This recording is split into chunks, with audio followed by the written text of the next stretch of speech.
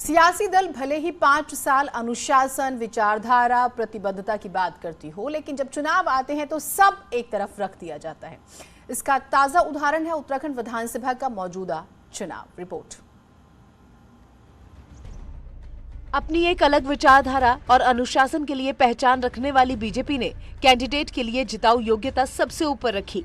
BJP ने धुर्रोधी विचारधारा के कांग्रेस के प्रदेश अध्यक्ष किशोर उपाध्याय को न सिर्फ पार्टी ज्वाइन करवाई, बल्कि हाथों हाथ उन्हें टिहरी विधानसभा से टिकट भी दे दिया। इससे पहले झबरेड़ा और झबरेड़ा से पहले पुरोला विधानसभा पर भी बीजेपी ने कांग्रेस नेता राजपाल सिंह और दुर्गेश्वर लाल को न सिर्फ पार्टी ज्वाइन कराई, बल्कि दोनों को पार्टी कैंडिडेट भी घोषित कर दिया। महिला कांग्रेस की प्रदेश अध्यक्ष रही सरिता आर्य ने भी भाजपाई चोला पहनते ही टिकट हासिल कर लिया।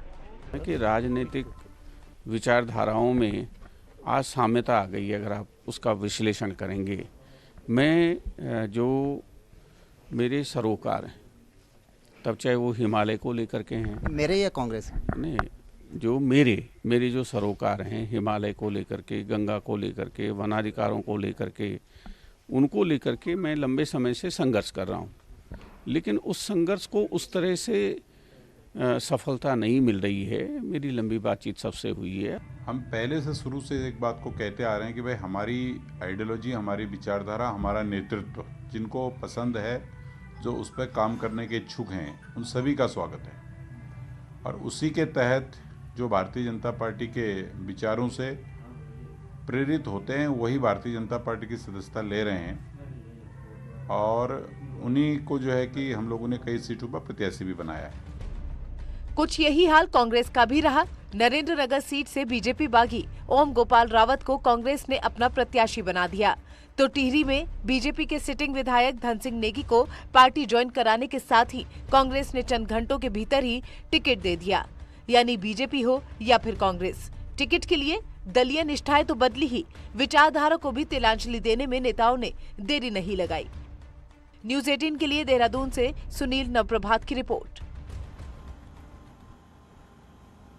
उधर हरिद्वार की झबरेड़ा विधानसभा सीट पर इस बार त्रिकोणीय मुकाबला होने की संभावना है। राज्य बनने के बाद पहली बार 2017 विधानसभा चुनाव में बीजेपी ने अपना खाता खोला था, लेकिन कांग्रेस आज तक जीत हासिल नहीं कर पाई। अब इस सीट पर कांग्रेस से बीजेपी में आए राजपाल को प्रत्याशी बनाया गया है, जबकि कांग्रेस और बीएसपी नए चेहरों पर दांव खेल रही है। बीजेपी प्रत्याशी का कहना है कि भले ही बीजेपी में वो नए हों, लेकिन झबरेड़ा विधानसभा में वो पिछले 10 सालों से काम कर रहे हैं और इस बार जनता उनको जरूर विधानसभा में भेजेगी। उसका भरपूर लाभ मुझे यहाँ मिलेगा। मैंने 2010 से और 2022 अब चल रहा है, तो मैंने 11-12 साल इस क्षेत्र में लगाए हैं। निस्वार्थ भाव से, ईमानदारी और सच्चाई से लोगों ने मुझे जानने की और समझने की कोशिश की है, और जिस वजह से इस क्षेत्र की जनता का मुझे भरपूर आशीर्वाद मिलेगा।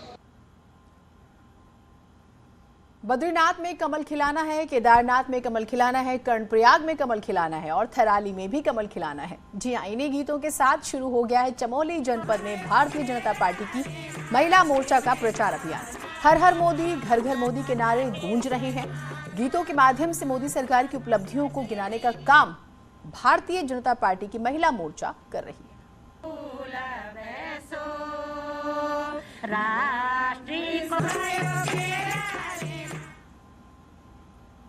उत्तराखंड बीजेपी आज अपना थीम सॉन्ग जारी करेगी। बीजेपी सांसद अनिल बुलूनी ने ट्वीट करके कहा है कि आज उत्तराखंड के लिए एक थीम सॉन्ग जारी होगा। मुझे ऐसा प्रतीत होता है कि देश के चुनावी इतिहास में इससे बेहतर शायद ही कोई थीम सॉन्ग अब तक बना हो। बस आज दोपहर तक का इंतजार करें। उत्तराखंड की जनता के लिए अत्यंत ही गर्व का पल।